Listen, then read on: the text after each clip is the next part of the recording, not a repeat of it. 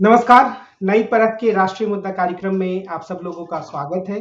हमारे साथ प्रोफेसर अभय कुमार दुबे हैं, जिनसे हम तकरीबन रोज ही देश की राजनीति के बारे में चर्चा करते हैं, राजनीति में चल रही उथल-पुथल को समझने की कोशिश करते हैं। कार्यक्रम को आगे बढ़ाने से पहले मैं आप सब लोगों से अनुरोध करूँगा कि अगर अभी तक आप हमारे साथ नियमित रूप से नहीं जुड़े हैं, आपने नई परख चैनल को सब्सक्राइब नहीं किया है, तो आप इसे ज़रूर सब्सक्राइब करें।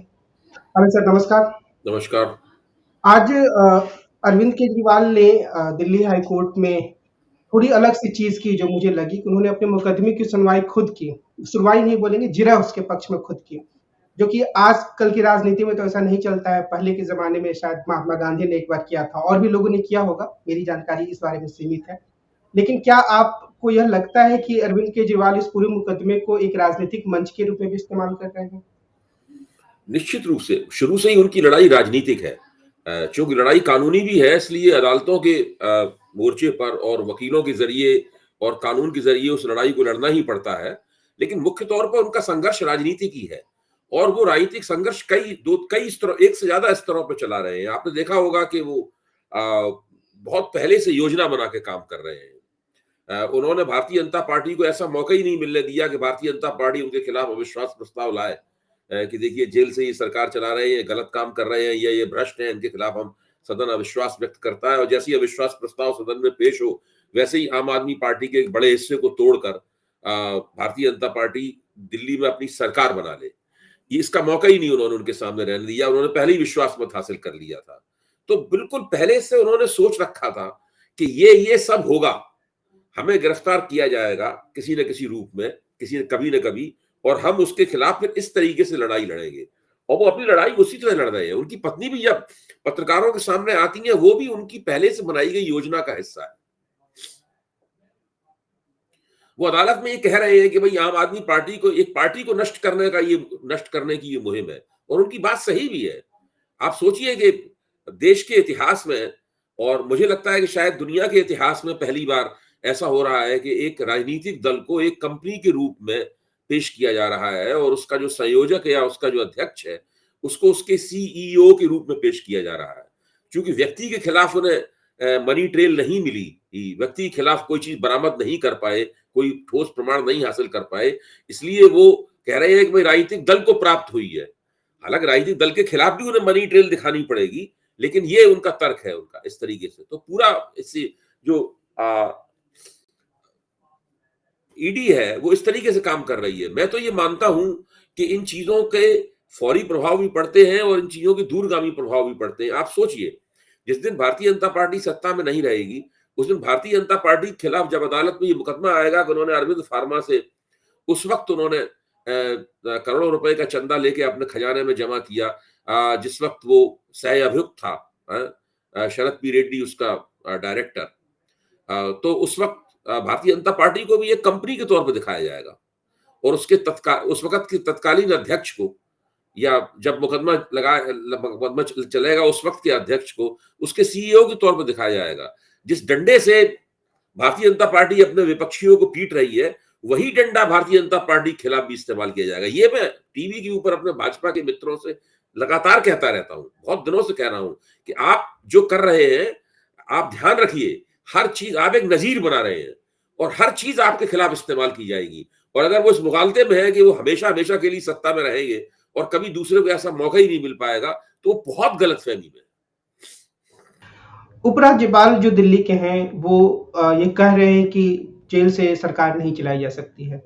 लेकिन सवाल ये पूछा जा रहा है कि फिर वो किस चीज़ का इंतज़ार कर रहे हैं? नहीं, क्या वही तो मैं भी जानना चाहता हूं कि ठीक है, ये बयान देना तो आसान है, ये बयान तो हम और आप भी दे सकते हैं। ये बयान तो जाने कितने लोग कह रहे हैं कि भाई जेल में वो कैबिनेट मीटिंग नहीं कर सकते, ये नहीं कर सकते, वो नहीं कर सकते। ये तो सही बात है, बातें बहुत सी सही भी है। लेकिन उपराज्यपाल को भी पता है कि जेल से सरकार नहीं चलाई जा सकती। मैं तो ये मानता हूं कि सबको पता है कि जेल से सरकार नहीं चलाई जा सकती। किसको नहीं पता है? ये अरविंद केजरीवाल को भी पता है, आम आदमी पार्टी को भी पता है। लेकिन उनका दावा है कि जेल से सरकार चलाई जा रही है। क्यों? क्योंकि उनको मुख्यमंत्री के तौर पर इस्तीफा देने के लिए मजबूर नहीं किया जा सकता। यहां है असली बात।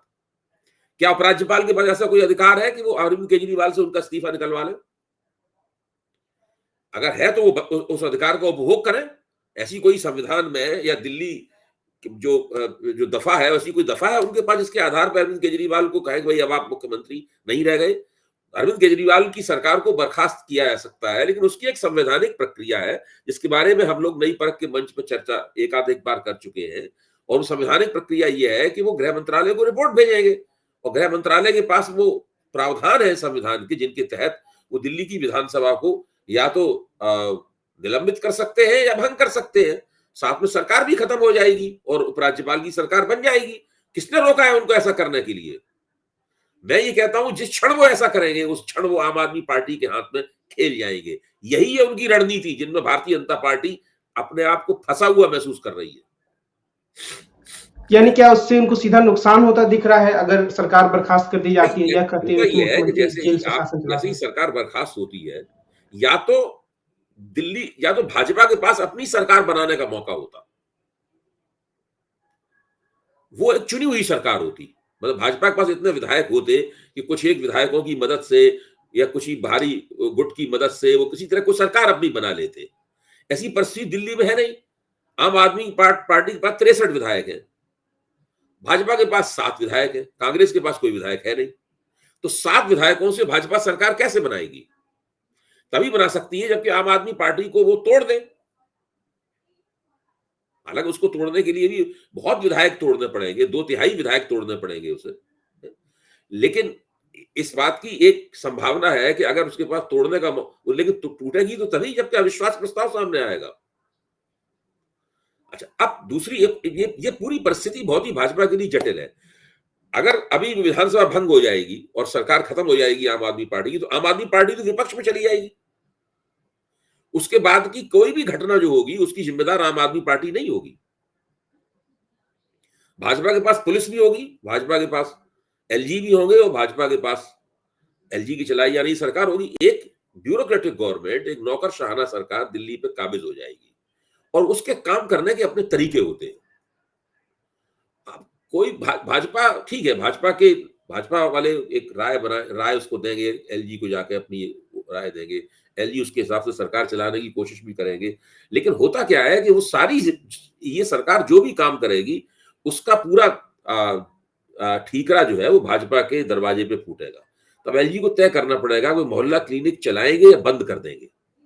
तब उनको तय करना पड़ेगा अरविंद केजरीवाल जो बिजली की सब्सिडी देते थे उसका वो क्या करेंगे, वो पानी की सब्सिडी का क्या करेंगे।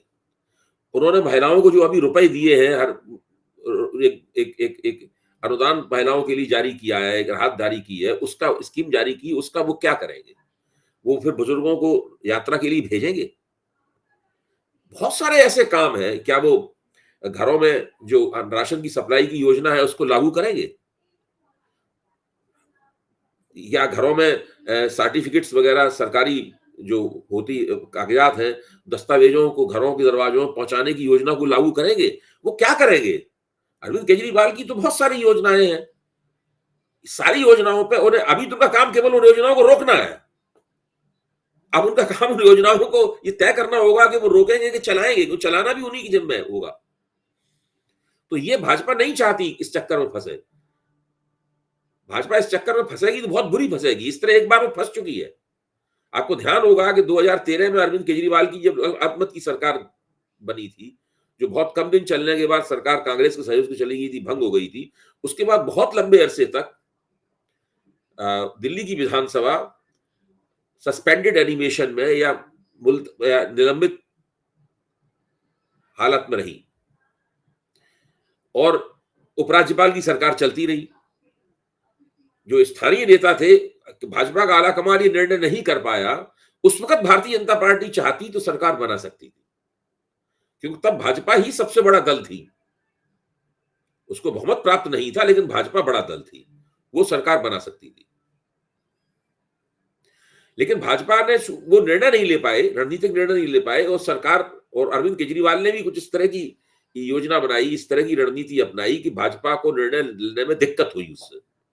उसका नतीजा ये हुआ कि उस पूरी अवधि की जो एंटी इनकम्बेंसी थी वो भाजपा के खिलाफ जमा हुई और अरविंद केजरीवाल ने भाजपा का सुपड़ा साफ कर दिया। 3 सीटें रह गई उनकी केवल वहां पर।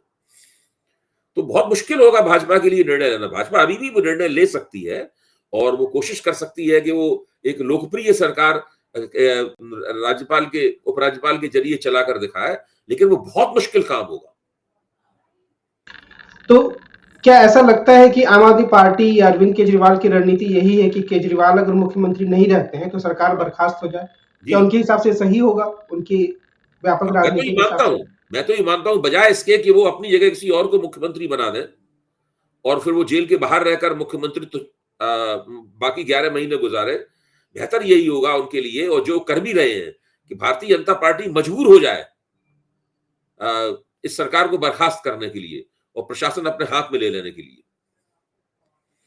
एक और चीज इस बीच में हुई है कि पहले तो जर्मनी ने के कुछ किसी अधिकारी ने कहा, और फिर संयुक्त राज्य अमेरिका के विदेश मंत्रालय के अधिकारी ने, जो कांग्रेस का फ्रीज हुआ है पूरा अकाउंट उसके बारे में, और फिर अरविंद केजरीवाल के बारे में 2 बार कहा कि न्यायिक प्रक्रिया न्यायपूर्ण होनी चाहिए। माना गया कि ये भारत के मामलों में दखल है। इसे हम किस तरीके से देखें? आप ये सोचिए ना कि ईडी ने तो बहुत से नेताओं को गिरफ्तार किया है, बहुतों को उन्होंने नोटिस दिए हैं, बहुतों के संबंध दिए हैं। अंतर्राष्ट्रीय प्रतिक्रिया किसी के ऊपर नहीं हुई, और वो अंतर्राष्ट्रीय प्रतिक्रिया ऐसी भी नहीं कि पाकिस्तान ने की हो, बांग्लादेश ने की हो, श्रीलंका ने और म्यांमार ने की हो। वो अंतर्राष्ट्रीय प्रक्रिया जर्मनी ने की है और संयुक्त राष्ट्र अमेरिका ने की है। इसका मतलब है कि अरविंद केजरीवाल की जो शख्सियत है और उनका जो ऑरा है, उनका जो आभा मंडल है, वो उसकी निगाह सारी उसके ऊपर सारी दुनिया की निगाह है, और दुनिया में लोग चिंतित हैं कि अरविंद केजरीवाल के खिलाफ जो हो रहा है वो क्या है, और जो हो रहा है क्या वो कानून सम्मत है या नहीं है। तभी तो वो एक वाजिब प्रक्रिया के जरिए होना चाहिए। ये बात कह रहे हैं, वो ये नहीं कह रहे कि अरविंद केजरीवाल निर्दोष है, उनको गिरफ्तार गलत किया गया है। जो कुछ भी कीजिए आप कानून सम्मत तरीके से कीजिए। तो क्या इसके खिलाफ जो एक आलोचना सामने आती है कि ये भारत के आंतरिक मामलों में दखल है, उसे न्यायोचित माने, या फिर आज के दौर में नहीं, कहा नहीं, जा सकता है सरकार कि तो ये टिप्पणियां हो कहेगी सकती ही। हैं? देखिए, मेरा कहना ये है कि सरकार तो ये कहेगी ही कि ये हमारे आंतरिक मामलों में दखल है। सरकार ये थोड़ा उनकी बात को स्वीकार कर लेगी। मेरा कहना ये है कि इस तरह से हम लोग चर्चा करने की बजाय हमें ये देखना चाहिए कि सरकार ने विदेशी शक्तियों को एक मौका दे दिया भारत की आंतरिक परिस्थिति के ऊपर टिप्पणी करने का। यानी सरकार उस हद तक चली गई है जहां पर सारी दुनिया इस मसले को देखने लगी है। जब आप उस हद तक चले जाएंगे तब फिर सबको उसके ऊपर, जैसे भारत में बड़े पैमाने मान लीजिए मुसलमानों का संहार होने लगे तो कहीं ना कहीं टिप्पणी आएगी। चर्चों के ऊपर पत्थर फेंके जाने लगे तो कहीं कहीं टिप्पणी आएगी। अब विपक्ष के साथ जो हो रहा है उसमें एक एक इस हद तक वो चले गए, कहीं ना कहीं टिप्पणी आएगी। मैं मानता हूं कि मतदाता भी इस बात को देख रहे हैं। मैं ये नहीं कह रहा हूं वो सब भाजपा के खिलाफ वोट कर देंगे, लेकिन केजरीवाल की गिरफ्तारी से पहले ये जो भाजपा की तथाकथित भ्रष्टाचार विरोधी मुहिम है, इसको मतदाता जिस तरह से देख रहे होंगे वैसे देख रहे होंगे, लेकिन केजरीवाल की गिरफ्तारी के बाद में चीज में एक गुणात्मक अंतर आ गया है, परिस्थिति में गुणात्मक अंतर आ गया है, जो मतदाताओं को मजबूर कर रहा है कि वे अपनी मतदान प्राथमिकताओं पर विचार करें, पुनर्विचार करें।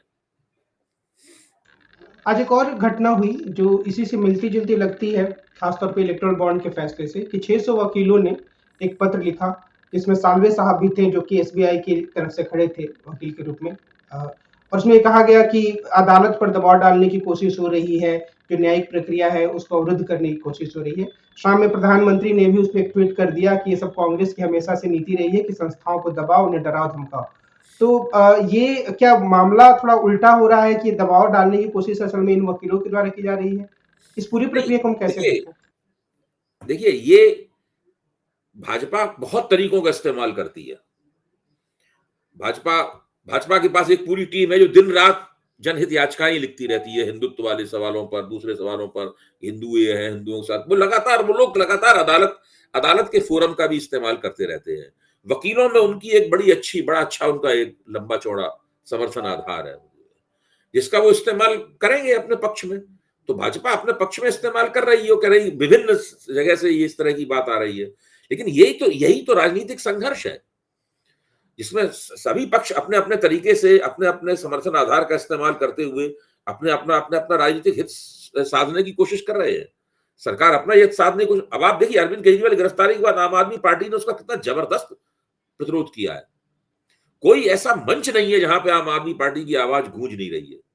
चाहे सड़क पे संघर्ष हो, चाहे वो सोशल मीडिया के ऊपर संघर्ष हो, चाहे वो तस्वीर बदलने का संघर्ष हो, चाहे अरविंद केजरीवाल के मुखौटे लगाने का संघर्ष हो, चाहे पत्नी को वो सामने ला रहे हैं, उनके जो मंत्री दिन रात प्रेस कॉन्फ्रेंसेस कर रहे हैं, केजरीवाल के आदेश पढ़े जा रहे हैं, पता नहीं वो आदेश कहाँ से आ रहे हैं, लेकिन वो आदेश कह रहे हैं ये आदेश हैं, ये पढ़े जा रहे हैं आदेश। अब वो राज्यपाल कह रहे हैं कि सरकार नहीं चल सकती जेल से, तो बताइए आप कैसे रोकेंगे चलने से? दूसरे मामले की तरफ मैं थोड़ा आपका ध्यान ले जाना चाहूंगा। गठबंधन की जो राजनीति चल रही है, खासतौर पे बिहार में, रोज एक खबर आती है कि मामला सुलझ गया, लेकिन कुछ उलझा रह जाता है, उसकी घोषणा नहीं होती है। तो आज मैं पप्पू यादव का इंटरव्यू देख रहा था, तो आखिर में उन्होंने ये कहा कि अगर कांग्रेस आला कमान ये कहेगी तो मैं पूर्णिया से चुनाव नहीं लड़ूंगा, लेकिन मेरा जुड़ाव है वहां से। तो ये पूरी जो महागठबंधन की राजनीति है, उसके बारे में आपकी क्या टिप्पणी? मेरा मानना तो है कि महागठबंधन में सीटों का तालमेल हो चुका है पूरा, और कांग्रेस, जिसके पप्पू यादव अपने आप को सदस्य कहते हैं, वो उस तालमेल से सहमत है। कांग्रेस को 9 सीटें मिल गई हैं। कांग्रेस ने नहीं कहा कि हमें 9 सीटें कम मिली हैं, कांग्रेस मान गई है उन 9 सीटों पर। 3 सीटें सीपीआई एमएल लिबरेशन को मिली हैं, 1 सीट सीपीआई को मिली है, 1 सीपीएम को मिली है, और बाकी सारी सीटें राष्ट्रीय जनता दल लड़ेगा। और पूर्णिया सीट कांग्रेस को नहीं मिली है, और राष्ट्रीय जनता दल ने पूर्णिया के ऊपर बीमा भारती को चुनाव में चुनावी टिकट दे दिया है। ये तस्वीर पूरी तरीके से साफ है। अब इसमें यह है कि पप्पू यादव क्या करेंगे, ये प्रश्न है। ये प्रश्न तकनीकी रूप से कांग्रेस को हल करना है और पप्पू यादव को हल करना है। महागठबंधन का इससे क्या ताल्लुक है? अगर कांग्रेस ने पूर्णिया सीट लेने के लिए दबाव डाला होता, ये पूर्णिया सीट, कांग्रेस ने तो पूर्णिया सीट लेने के लिए कोई झगड़ा नहीं किया भी होगा तो मामूली किस्म की बात रही होगी। लालू यादव ने भी पप्पू यादव से कहा था कि आप मधेपुरा से लड़िए। मधेपुरा से 2 बार वो एमपी रह भी चुके हैं, 3 बार पूर्णिया से रह चुके। तो ये जो मधेपुरा से वो लड़े थे, जीते नहीं कभी शायद मधेपुरा से। जी मधेपुरा से शायद वो लड़े हैं चुनाव, 2 बार चुनाव लड़े हैं, 2 बार जीते हैं एमपी, 5 बार एमपी रहे हैं। अच्छा, वो देखना पड़ेगा। हाँ जी, मुझे जहां तक जानकारी है 5 बार एमपी रहे हैं, 3 बार वो पूर्णिया से रहे हैं, 2 बार मधेपुरा से रहे हैं, आखिरी 2 बार मधेपुरा से रहे हैं, और फिर से पूर्णिया से लड़ना चाहते हैं चुनाव। 6 महीने से उन्होंने वहां पे अपनी प्रणाम पूर्णिया करके एक उन्होंने मुहिम भी वहां चला रखी है, जो अच्छी लोकप्रिय मुहिम थी पप्पू यादव की। अब यहाँ पे सवाल तो पप्पू यादव और कांग्रेस के बीच में है, और पप्पू यादव सार्वजनिक तौर पर कह रहे हैं कि अगर प्रियंका गांधी और राहुल गांधी मुझसे कह रहे हैं कि पूर्णिया से मत लड़ो, तो मैं उन्हें समझाने की कोशिश करूंगा, लेकिन मैं फिर उनकी बात मान लूंगा, यही वो कह रहे हैं। अब इसमें कई विकल्प हैं उनके सामने। वो निर्दलीय लड़ सकते हैं, वो एमआईएम के समर्थन से लड़ सकते हैं, वो कांग्रेस आलाकमान की बात मानकर अपने आप को विड्रॉ कर सकते हैं, या कहीं और से लड़ सकते हैं। लेकिन मेरा मानना है कि महागठबंधन में सीटों का तालमेल पूरा हो चुका है। केवल पप्पू यादव के असंतोष से हम ये नहीं मान सकते कि वहां सीटों के तालमेल में कोई गड़बड़ी है। मैं भी देख रहा था, पर मुझे लगता है कि शायद वो 2 बार मधेपुरा से रहे, जैसा कि आपने कहा, वो बात सही है। और एक चीज जो मैं इस पे देख रहा था कि क्या हम यह भी देख सकते हैं कि जो क्षेत्रीय दल होते हैं उनके भीतर, खासतौर पे कांग्रेस से जो उनका संबंध है, एक डर भी रहता है कि कांग्रेस कहीं मजबूत ना हो जाए, उसका कोई बड़ा नेता ना उभर जाए। देखिए, बिहार में कांग्रेस का और राष्ट्रीय जनता दल का बहुत पुराना संबंध है, और ये संबंध, इस संबंध का एक इतिहास है। हम लोग सब इस संबंध के बारे में जानते हैं। उन दोनों के संबंध टूटने की कोई परिस्थिति इस वक्त मौजूद नहीं है। दोनों के बीच में झगड़े की भी कोई परिस्थिति मौजूद नहीं है। तो परिस्थिति मौजूद नहीं है, तो हमें उस परिस्थिति का आविष्कार करने की कोशिश भी नहीं करनी चाहिए, क्योंकि वो है नहीं परिस्थिति मौजूद, और वो तालमेल भी हो गया है। और कांग्रेस उस तालमेल से, कांग्रेस 10 सीटें मांग रही थी, 9 सीटों पे वो मान गई है। पशुपति पारस का क्या होगा, ये भी एक सवाल है, क्योंकि उन्हें तो वो ना इधर के रहे ना उधर के। पशुपति पारस को भी तय करना होगा ना कि वो क्या महागठबंधन के साथ आएंगे। अगर महागठबंधन के साथ आएंगे तो फिर राष्ट्रीय जनता दल अपने कोटे में से, उसके पास तो बहुत सीटें हैं, 26 सीटें हैं राष्ट्रीय जनता दल के पास, तो 26 सीटों में से उनको टिकट दे सकता है, उनको टिकट मिल सकता है। महाराष्ट्र में भी जो कांग्रेस के नेतृत्व वाली है, जिसमें कांग्रेस एक बड़ी पार्टी, कांग्रेस, शिवसेना और शरद पवार की पार्टी। तो उसके बीच भी गठबंधन की स्थिति बहुत सुलझी हुई अभी नहीं लग रही है। लग रहा है कि महाराष्ट्र में रोज दोनों ही तरफ गठबंधन सुलझा हुआ नहीं है। हुँ, महाराष्ट्र में दोनों गठबंधनों में काफी पेच हैं और हुँ। अब ये ऐसी परिस्थिति है नहीं कि दोनों विश्वास के साथ कह सकें कि उनके यहाँ सब कुछ ठीक है। निश्चित रूप से जो महाविकास अघाड़ी है उसमें समस्याएं हैं। एक आखिरी वो सवाल प्रकाश जो अंबेडकर की समस्या थी, जो एक तरह से अब वो खत्म हो गई है क्योंकि प्रकाश अंबेडकर बाहर हो गए हैं उससे। अब जो उद्धव ठाकरे की पार्टी ने अपने उम्मीदवार घोषित कर दिए, उससे कांग्रेस में नाराजगी है, संजय निरुपम बहुत तलवार भांज रहे हैं। तो वो एक परिस्थिति है। तो उन लोगों को अपना निपटाना पड़ेगा आपस में। एक आखिरी सवाल पंजाब की राजनीति से वहाँ पर अकाली दल और भाजपा के बीच में गठबंधन तो नहीं हो पाया, लेकिन भाजपा ने कोशिश की है, अभी रवनीत बिट्टू गए, फिर आम आदमी पार्टी के जो एकमात्र सांसद थे वो भाजपा में गए। पहले से ही कांग्रेस के काफ़ी बड़े नेता भाजपा में हैं। तो क्या भाजपा वहाँ पर अपने पैरों पे खड़े होने की कोशिश कर रही है? उसकी संभावना देखते हैं आप कि खड़ी हो भारतीय पाएगी? जनता पार्टी एक सक्रिय और एक रणनीति कुशल पार्टी है।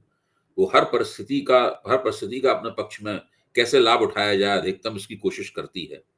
चूंकि अकाली दल से उसकी नहीं बन पाई है तो वो इस मौके का पूरा लाभ उठाएगी और अकेले दम पे इतनी कोशिश करेगी ताकि उसका कोई एक स्वतंत्र रूप से आधार बन सके।